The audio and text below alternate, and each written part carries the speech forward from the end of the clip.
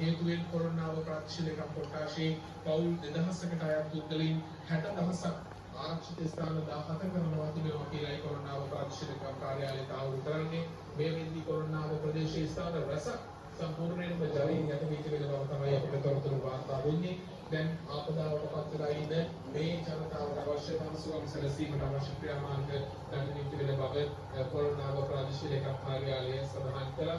ඒ වගේම යුද හමුදා මාධ්‍ය ප්‍රකාශක බ්‍රිගේඩියර් වරුණ සම්පත් මහතා පස්සම්පින් සම්බන්ධ වුණා. ඔහු සඳහන් කරනවා මේ ගත වූ දින කිහිපය තුළ පමණ පීඩාවටපත් වූ 4150ක වෙනසක් යොදවා ගන්නට ශ්‍රී ලංකා යුද හමුදා සමාජිකයන් සමත් වී තිබෙනවා.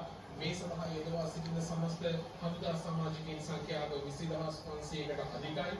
කෙසේ වෙතත් පවතින ආපදා තත්ත්වය තුළ මහනුවර, නුවරඑළිය සහ බදුල්ල දිස්ත්‍රික්කවල මෙහෙයුම් සඳහා සහභාගී වීමට මේ සමාජිකයින්ට වාර්තා එල්ල වී තිබෙන බවත් හමුදා මාධ්‍ය ප්‍රකාශකවරයා අපත් සමගින් සඳහන් කළා.